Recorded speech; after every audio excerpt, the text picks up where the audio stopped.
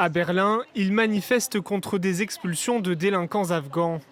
Une volonté du gouvernement conservateur allemand qui souhaite accélérer les négociations avec les talibans. Jusqu'à présent, les discussions se faisaient par l'intermédiaire du Qatar. L'an dernier, le gouvernement social-démocrate d'Olaf Scholz avait déjà expulsé 28 Afghans condamnés pour crimes. Une première depuis le retour au pouvoir des talibans en 2021.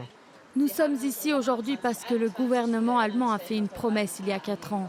Au cours de l'été 2021, beaucoup se souviennent peut-être des images chaotiques de l'aéroport de Kaboul. Ils ont promis de soutenir les Afghans vulnérables et de leur offrir un accueil humanitaire en Allemagne.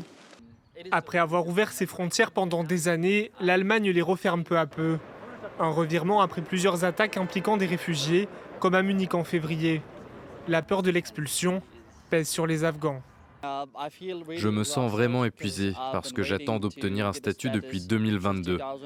Je n'ai pas de permis de séjour ni de permis de travail pour être citoyen. J'espère que le gouvernement allemand considérera mon cas comme acceptable et que je pourrai obtenir le statut qui me permettra de commencer à travailler et à vivre comme un citoyen normal. Pour l'ONU, il n'est pas acceptable d'expulser vers l'Afghanistan, compte tenu des pratiques très violentes des talibans. Il n'est pas approprié de renvoyer des personnes en Afghanistan.